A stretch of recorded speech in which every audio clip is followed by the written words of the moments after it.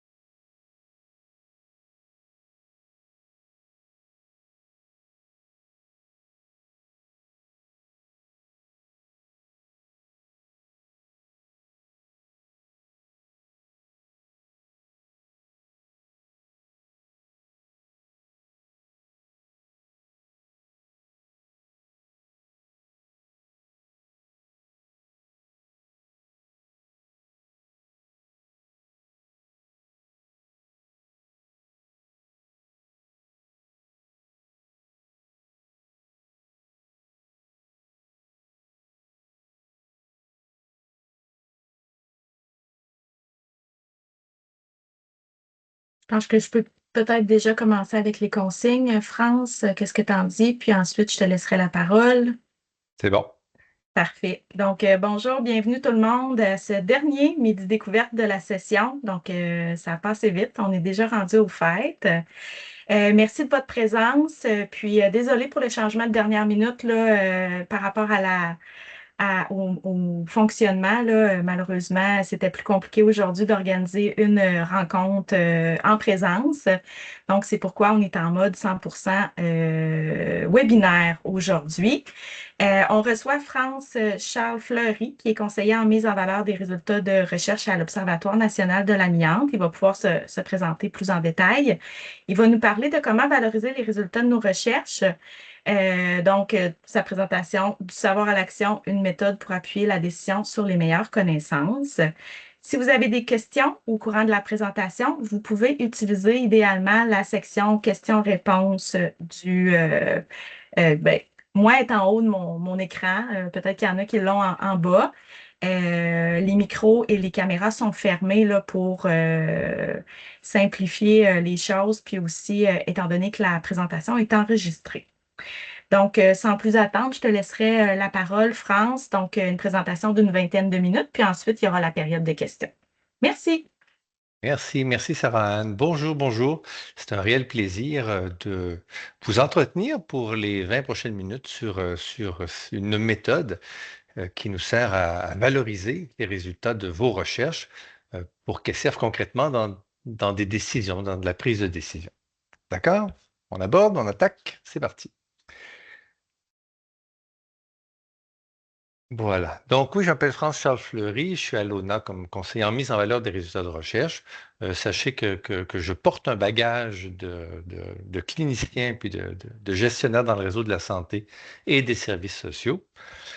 Et puis d'enseignant aussi, d'enseignant notamment pour la relève des cadres de la santé et des services sociaux. Et avec les années, j'ai développé une spécialité en courtage de connaissances, qui est en fait un outil de transfert de connaissances au point de m'en servir pour la création et la coordination d'un consortium interrégional, InterESCAT, qui regroupait à l'époque, et toujours maintenant d'ailleurs, six et trois universités.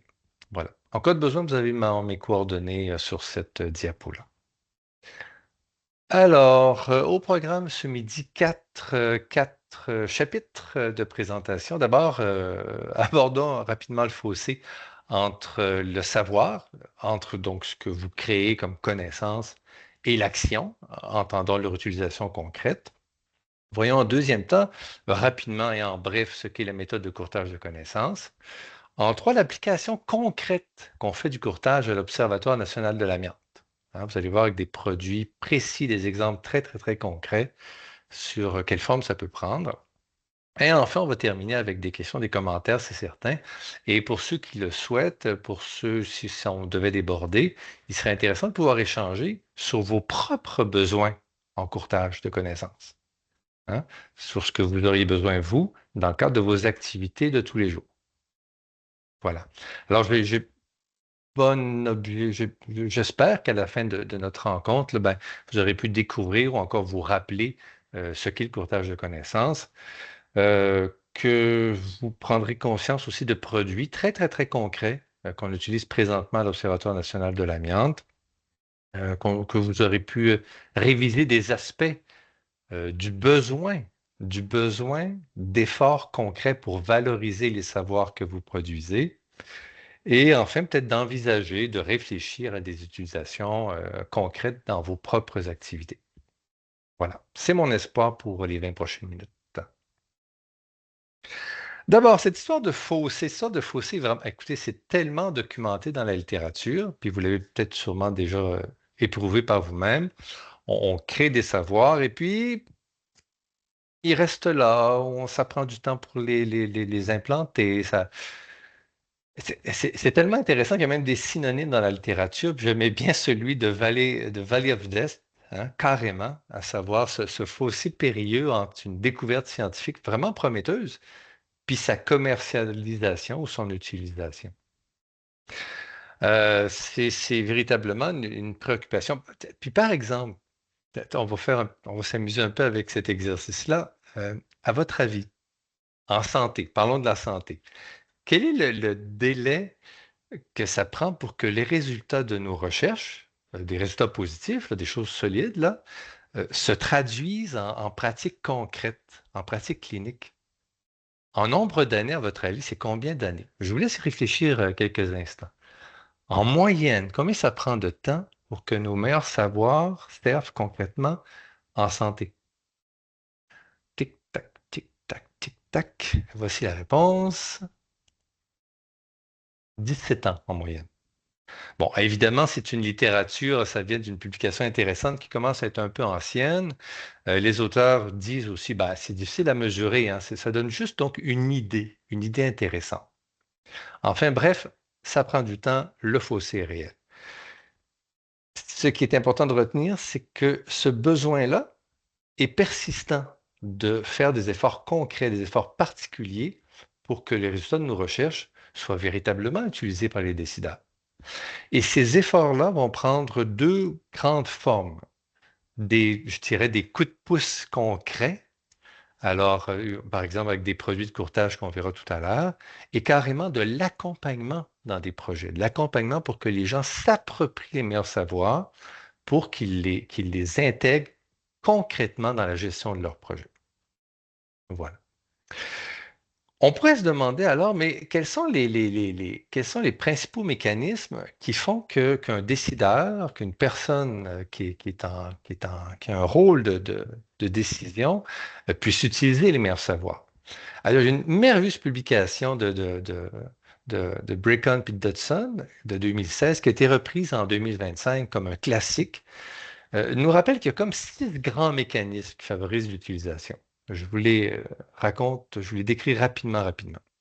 D'abord, il faut sensibiliser les décideurs à l'utilisation de la recherche. Oh, écoutez, quand je parle de décideurs, je parle de qui? Je parle de décideurs politiques, je parle de gestionnaires, hein, des cadres supérieurs, des cadres intermédiaires, mais je parle aussi de professionnels. Hein, c'est décideur au sens de quelqu'un qui doit changer une pratique, qui doit changer quelque chose. Poursuivons. D'abord, donc, de sensibiliser tout ce beau monde-là à l'utilisation de la recherche, à la valeur de ce qu'on peut retrouver dans nos écrits scientifiques. La deuxième chose, c'est de développer une compréhension commune euh, des besoins ou des questions pertinentes entre les chercheurs et les décideurs. Donc, de partager les besoins, de faire en sorte qu'il y ait communication des savoirs, communication efficace des savoirs, puis un plus grand accès possible à ces savoirs-là pour les décideurs. En quatre, il faut des décideurs, des interactions pardon, entre les décideurs puis les scientifiques dans l'ensemble du processus de création de la connaissance et de livraison des résultats. On va aussi développer les compétences des décideurs face aux données probantes, donc à comprendre ce qu'ils lisent. Puis enfin, on va structurer euh, l'utilisation de la connaissance au sein même du processus de prise de décision. OK? Donc, ce sont les 6 grands mécanismes qui sont vraiment favorables à l'utilisation pour un public cible que sont nos décideurs. Mais qui sont nos décideurs? Faisons un petit rappel. Alors, ce sont des gens qui ont besoin de saisir l'essentiel d'un contenu, d'un savoir selon leur niveau décisionnel. Ce sont des gens qui ne sont souvent pas des spécialistes du sujet. Ce sont des gens qui ont peu de temps disponible. Alors, par exemple, juste avec ces trois éléments-là, ça me dit, lorsque je fais une présentation, comme chercheur, comme courtier de connaissances, que j'ai intérêt à commencer par les contenus essentiels et non pas par la méthodologie, ce qui n'est pas du tout dans nos habitudes au niveau de la recherche. C'est des gens aussi qui doivent prendre une décision dans des délais qui sont restreints, donc ils veulent des réponses rapides. Et enfin, qui ont un souci de priorisation en fonction du ratio investissement-bénéfice. Dit autrement, ils ont besoin de savoir ce que ça va rapporter, quelle sera la valeur ajoutée par rapport à leur pratique actuelle. Alors, il faut mettre en évidence ce que ça va rapporter, ce savoir. Voilà. Et pour parvenir à appliquer, à soutenir, à contribuer à ces mécanismes-là, nous avons une méthode qui s'appelle le courtage de connaissances. Alors, je vous décris ce que c'est. C'est une méthode, en tout cas, évidemment, il y a plein de façons de faire le courtage. Nous, la méthode qu'on a développée depuis 2008, on le fait à partir de l'Agence de la santé et des services sociaux de la Montérégie.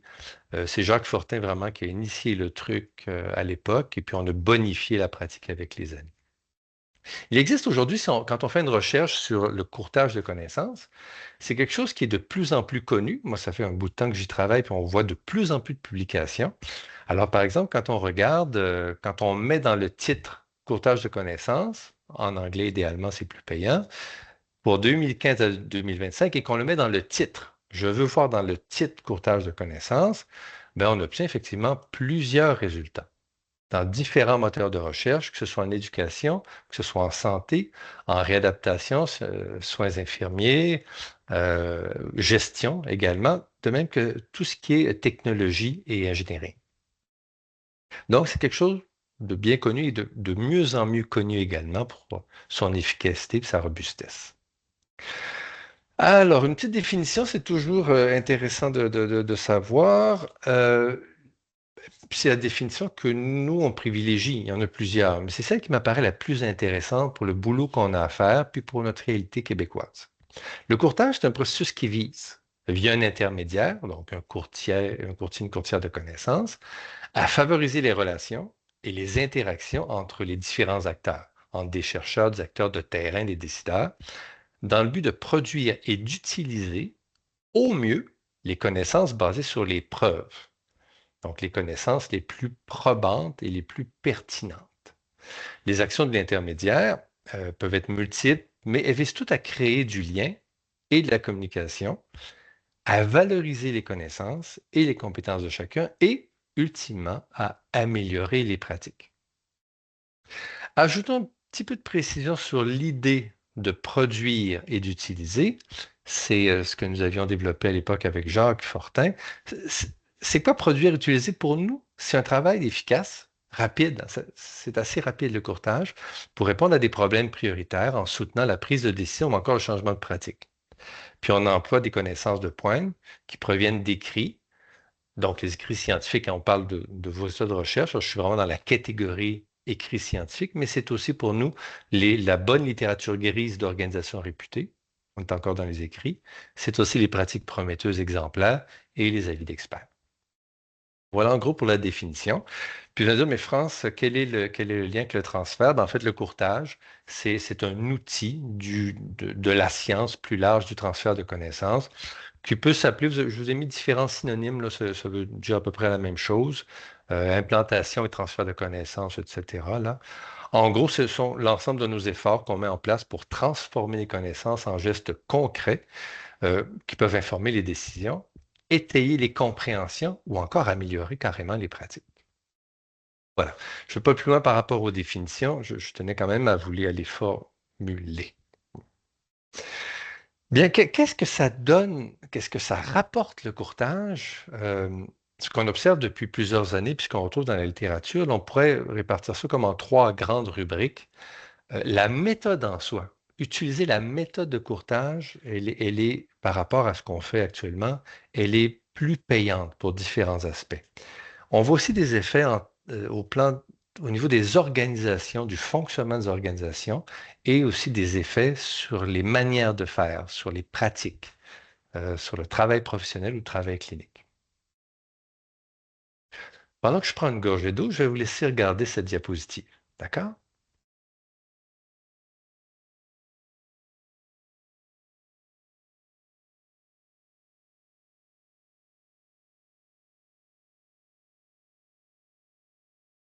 Voilà. Plusieurs informations. En cas de besoin, je vous ai mis aussi différentes références, dont la thèse de Diana Arnautou, qui rappelle en 2024 ce qu'est l'intérêt du courtage de connaissances. Voilà. Alors, face à tout ça, on parle de ce grand outil. C'est un grand outil que l'ONA a adopté.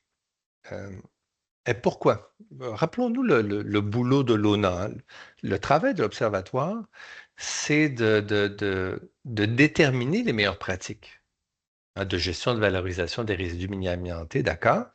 C'est aussi de soutenir le développement de savoir et de rendre accessibles des connaissances solides. Puis à l'aide de tous ces savoirs-là, l'Observatoire accompagne les groupes qui sont préoccupés par le sujet pour identifier les solutions qui vont être les plus efficaces. Alors, vous comprenez que c'est intéressant pour l'Observatoire d'adopter des pratiques, la méthode de courtage de connaissances pour répondre à tout ça. Parce que l'Observatoire crée du savoir, hein. L'Observatoire fait ou soutient des projets de recherche. Je pense par exemple au merveilleux travail qu'a fait récemment le professeur Donati Daou là, sur la cartographie de la ouais, c'est moi qui ai fait le résumé quand même. La cartographie sur le potentiel qui est de l'amiante sur le territoire québécois. Alors, il a créé une connaissance. Et cette connaissance-là, elle est valorisée, notamment par des outils de courtage de connaissances. Donc, l'observatoire va créer, va produire du nouveau savoir, mais il va aussi valoriser des savoirs existants. Et on va en voir tout à l'heure. Puis pour ça, il va se servir de méthodes de courtage pour que ce soit plus accessible pour les gens dans le but de répondre à ce mandat-là. Alors, vraiment de manière très, très, très pratico-pratique, euh, que- comment ça s'est transformé? Comment l'ONA adopte la méthode? Il y a une démarche, il y a un processus, il y a plein de choses, mais ça se traduit concrètement en 5 produits, en 5 réalisations. Les voici. D'abord, la note de briefage. La note de briefage, c'est quelque chose qui pourrait d'ailleurs beaucoup intéresser des chercheurs, je le dis en passant. C'est un court produit, quelques pages, qui résume l'essentiel des contenus d'une source importante d'information qui doit être connue, hein. C'est vraiment très, très, très serré. Je vous donne un exemple tout à l'heure, comme je vous donne un exemple des autres produits également. Autre produit un peu plus exigeant, c'est la vie. La vie, c'est grosso modo de 6 à 10 pages qui répond à une question spécifique. Puis on puise pour ça dans des écrits qui sont choisis, qui sont récents. On débute par des punchs, par des faits saillants. Et le courtier, la courtière, émet son avis, son opinion dans le cadre de recommandations pour l'action. Deuxième produit. Le troisième, c'est la revue rapide. Pas une revue rapide au sens de la littérature scientifique, au sens où je vais éditer, où je vais publier, pardon, dans une revue, euh, dans une revue spécialisée. Non, au sens du transfert de connaissances. Alors, s'il y a des nuances, il y a des questions, je pourrais répondre pour les nuances. Alors, c'est un produit un peu plus long, de 25 à 50 pages, qui répond à un besoin spécifique, en général complexe, où on utilise les publications les plus récentes, les plus probantes, les plus pertinentes. Puis on commence toujours par une synthèse, encore une fois. Alors, vous avez vu notre manie en courtage, hein, de faire des synthèses, de faire des résumés. Enfin, il existe 2 autres produits qui sont les veilles, la veille scientifique et la veille médiatique, où on va chercher, par exemple, les meilleurs écrits, les meilleurs écrits scientifiques récents, ceux qui viennent juste d'être publiés, euh, pour en ressortir, pour en résumer les plus intéressants, les plus riches, dans le but évidemment que ce soit envoyé, que ce soit diffusé à un lectorat très, très large. Dit autrement, ben, les gens qui sont intéressés au sujet reçoivent, sont mis à jour avec un minimum d'effort, tout simplement. Voyons ces produits-là maintenant. Cette note de briefage que M. Belair a réalisée récemment, c'était une publication de l'INSPQ. Regardez ce que ça donne. Petit produit 2 pages.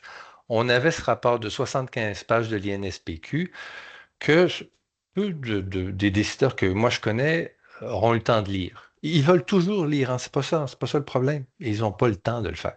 Alors on leur mâche le matériel et on leur rapporte l'information en commençant par regarder la première rubrique. En bref. Alors s'ils ont 1 minute et quart à consacrer à ce sujet-là, ils vont lire que le en bref. En bref, contexte, les résultats, la méthodologie, les recommandations des auteurs et enfin une conclusion. Alors voici un produit de note de briefage. Je vous en montre un autre rapidement. Et pourquoi je vous montre aussi celui-là, c'est que, à la différence du premier qui est un écrit, dans ce cas-ci, c'était des avis d'experts. Au colloque Tarmac en mai, on avait un groupe de 5 experts extraordinaires, panel d'1 heure et demie. Il y a là un matériel tacite fabuleux qui est diffusé, qui est dit. Alors nous, comme courtiers, ce qu'on fait, on le ramasse pour en faire une connaissance explicite et donc utilisable. Alors c'est exactement le même format, avec les punchs en bref au départ, la mise en contexte, etc. Petit produit serré où on garde une trace et c'est le genre de trace qui nous permet d'agir vraiment par la suite, ce qui nous a été vraiment utile, de nous rappeler ce que pensent nos experts. L'autre produit, on parlait de l'avis, c'est professeur Wolf qui a réalisé cet avis-ci sur la gestion des sols puis des remblais contenant de l'amiante. Je vous dis qu'on part d'une question. Alors, dans ce cas-ci, on avait cette question. Peut-on laisser en place et réutiliser des sols contenant de l'amiante lors de travaux de génie civil, etc., etc. Et le courtier, la courtière va répondre à la question. L'avis a toujours à peu près la même forme. Je vous donne les rubriques pour vous donner une idée rapide. Évidemment, il faut une question. On énonce les faits saillants, les punchs, l'essentiel. Il y a toujours une mise en contexte. On résume les connaissances captées. Parfois, on ajoute un complément d'information, un exemple, un graphique, un algorithme, ça peut arriver. Ensuite, on émet des recommandations pour l'action à partir de ce qu'on a lu, de ce qu'on a retrouvé. On évoque la méthode et puis on liste les références. Voilà pour l'avis. Le produit, enfin, qui est un peu plus lourd, un peu plus costaud parce qu'il répond à quelque chose de plus complexe encore, c'est la revue rapide. Alors, on avait fait, par exemple, Julien et moi, cette publication là, sur l'enrobé bitumineux qui contient de l'amiante à la demande du ministère des Transports. Alors, ça donne quelque chose d'intéressant et d'utile à l'avis de nos clients du ministère. Euh, pour vous décrire rapidement ce type de produit, je vais vous montrer la table des matières qui est suffisamment parlante sur ce qu'on y retrouve. Des messages clés, les punchs. Alors, si vous avez peu de temps, vous allez lire les pages 5, 6 et 7 qui résument l'ensemble de l'œuvre. Ouais, de manière très pratico-pratique. Vous avez le mandat de courtage, parce qu'encore une fois, on livre quelque chose en fonction d'une demande précise. La stratégie de recension, le résumé des publications. Donc, les gens qui sont intéressés à avoir les détails, vont aller voir les résumés. Qu'est-ce qu'on peut faire avec tout ça? Les perspectives d'utilisation des connaissances. Ça, c'est encore une fois l'expression des courtiers sur qu'est-ce qu'on peut faire avec ça, qu'est-ce que ça vaut. Enfin, les références et les annexes.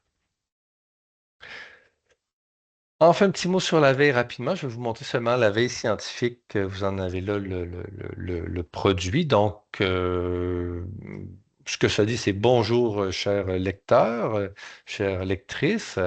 Vous allez retrouver ici des méta-analyses, des revues thématiques, des aires de musée contrôlées, etc. Et nous vous avons regroupé les nouveautés en fonction de 4 grands sujets. Alors, par exemple, si vous cliquez sur santé, ben, vous aurez ce premier article qui est une méta-analyse ou une revue thématique avec la petite étoile sur les différences de sexe en lien avec l'exposition à l'amiante. Et vous avez un résumé, ce que M. Ramirez nous produit régulièrement. Donc, on va chercher l'essentiel. Alors, quelqu'un qui a peu de temps va lire que ça et au moins il aura appris l'essentiel de cet article de Patel et Tuineyo. Voilà.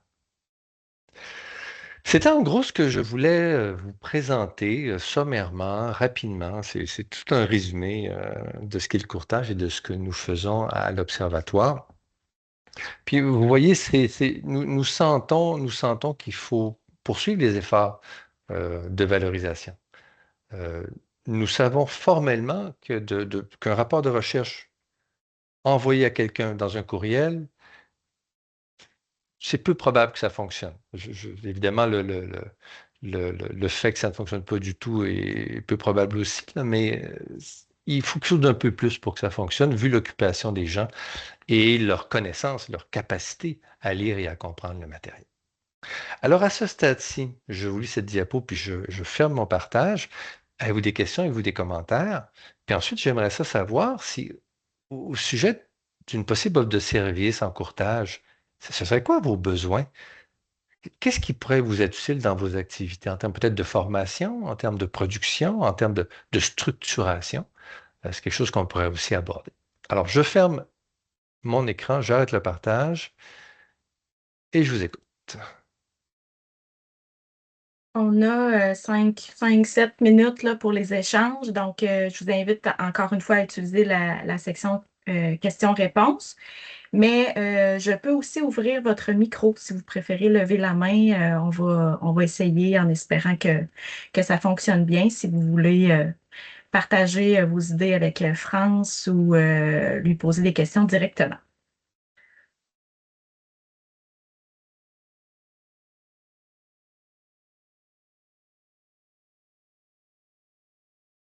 Question, commentaire, qu'est-ce qu'on avait en clavardage, pardon?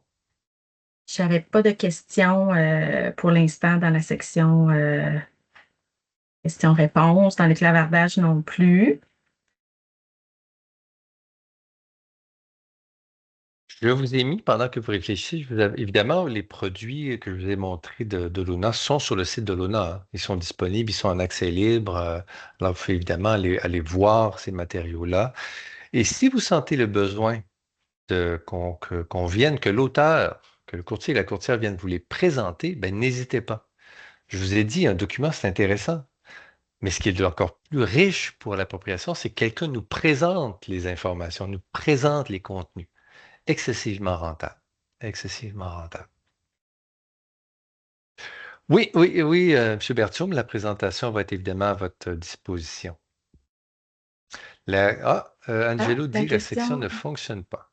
Ah, bon, Ouais. Alors, malheureusement. Donc, ben, vous pouvez peut-être utiliser le chat ou tout simplement, je peux ouais, tenter d'ouvrir votre micro. Je ne serai pas capable de la faire fonctionner, mais je peux ouvrir votre micro si vous avez une question. bien vu, bien vu. Oui, la présentation est disponible. Puis, par exemple, M. Berthiaume, si vous disiez, écoutez, ben, c'est intéressant, mais j'aimerais ça qu'on réfléchisse plus avant sur, ouais, mais qu'est-ce que je pourrais faire donc par rapport à mes activités? Comment on pourrait bonifier chez nous? C'est le genre d'exercice qui est toujours intéressant à faire, hein, d'en discuter de vive voix. Puis c'est quelque chose que je vous offre là, à vous, puis aux gens qui sont présents pour réfléchir à comment on peut monter ça. Comment on peut monter ce genre de truc, ce genre d'outil qui est excessivement efficace et rapide. Combien ça prend de temps pour faire la revue rapide, tiens? Vous avez vu la revue rapide? Combien de temps ça nous a pris, vous croyez, à Julien et à moi pour produire ce machin-là? Produire ce machin-là. En général, c'est moins de 2 mois pour livrer ce genre d'informations. Je pense, moi, j'en aurais peut-être une question. Oui, Sarah. Quand je voyais les produits, je me suis posé la question, on dirait que ça me faisait penser un peu à l'intelligence artificielle aussi. Ah, Je me demandais, est-ce que dans ton rôle de courtier de connaissances, l'intelligence artificielle peut t'aider ou même te voler la vedette, par exemple, dans certains mandats, ou c'est tout simplement quelque chose qui le facilite, mais que tu as quand même besoin de retravailler par la suite? tu dis très bien, Sarah. C'est vrai que l'intelligence artificielle facilite les choses. Mais pour l'instant, puis on fait un paquet de tests, on le fait notamment avec Julien, on fait beaucoup de tests avec l'IA par rapport au courtage. Et il faut toujours se rappeler que l'IA, sa première, puis qu'importe le moteur, là, quoi qu'il y en a qui sont pires que d'autres, là, mais d'abord, elle veut d'abord vous épater, hein, elle veut nous épater. Et ça, c'est un piège, c'est un véritable piège. Donc, moi, je m'aperçois qu'elle me dit qu'on me répond carrément des mensonges. Elle me dit Mhm. carrément des mensonges. Donc, je lui dis, tu me mens. Elle n'aime pas ça, mais c'est comme ça. Alors, non, ça ne peut que m'aider. Par exemple, si je veux avoir une idée, je ne suis pas un expert de contenu. Je ne suis pas un expert d'amiante, par exemple. Je suis un expert de contenant, de structure. Je suis un super rapporteur. Je ne suis pas, mais je suis pas un expert de contenu. Alors, quand face à une problématique, je peux demander à l'IA, mais raconte-moi en gros, sur ce sujet-là, de quoi est-ce qu'on parle? Donc oui, ça peut être intéressant pour partir le bal dans un projet de courtage. C'est intéressant aussi quand j'ai besoin de... Il y a parfois certains termes qui me tracassent. C'est pas mon domaine. Alors, je peux demander à mon collègue expert Je peux demander à professeur Donati Daou qui me raconte. Ici, c'est un expert. Lui peut m'en parler. Sinon, je peux demander à l'IA aussi, ben, raconte-moi ces termes-là et donne-moi les références d'ailleurs de ces choses-là. Donc, ça va juste m'aider, mais non, ça, pour l'instant, ça, non, je trouve ça même dangereux, au contraire, de penser que ça peut faire l'exercice. T'as pas encore peur d'être remplacé. Non, non, non, non, Parfait. non, mais Euh, le jour, je pense que ça va continuer d'évoluer sérieusement, mais il faut qu'on garde le contrôle et qu'on valide toujours l'information. Toujours, toujours, Parfait. toujours. Ouais. On a une question dans le chat, donc ça serait possiblement la dernière question qu'on pourrait poser, là. L'ONA a déjà produit plusieurs documents. Savez-vous si et comment les ministères et autres décideurs s'en servent? Donc, c'est Annie Rochette qui pose la question. Oui, bonjour Annie. Une question très, très pertinente. Nous savons que, puis peut-être que Louis pourra renchérir s'il veut, de mon point de vue, c'est intéressant. Comme courtier, souvent, on produit quelque chose, on le donne au client, le client est très, très satisfait, puis on ne sait pas trop la suite parce qu'on ne va pas faire une évaluation 3 mois post-livraison, par exemple. Alors, oui, ce que nous entendons, c'est que les gens se servent. Par exemple, la revue rapide, les gens se servent de la revue rapide. Ouais. Et que ça a aidé les comités à avancer, à cheminer, puis à identifier des cibles de travail prioritaires aussi. Hein, parce que, rappelez-vous, ça nous aide à prendre des décisions, mais ça nous aide aussi à mieux comprendre un phénomène. Hein, c'était Mhm. dans ce qu'on retrouvait dans la définition de transfert de connaissances. Alors oui, c'est quelque chose qu'on sent qui est utile. Ouais. Il n'y a pas d'autres questions qui sont apparues, donc on est juste dans les temps pour terminer à 12h45 comme Mhm. prévu. Je vais diffuser dans le chat les informations pour la prochaine rencontre qui aura lieu en février et qui va être organisée par l'Observatoire national de l'amiante. La présentation d'aujourd'hui est enregistrée, donc à la suite de la présentation, je vais la rendre disponible et vous allez tous la recevoir dans votre courriel. N'hésitez pas à la partager à des collègues qui pourraient être intéressés par le sujet. Puis, ça va aussi être diffusé, déposé sur notre site Internet et le site Internet de l'Observatoire national de l'amiante. Donc, ben, merci à tout le monde d'avoir été présent aujourd'hui. Puis, je vous souhaite une belle fin de journée. Merci aussi à France qui a accepté l'invitation. C'est un plaisir. Merci. Bon temps des fêtes.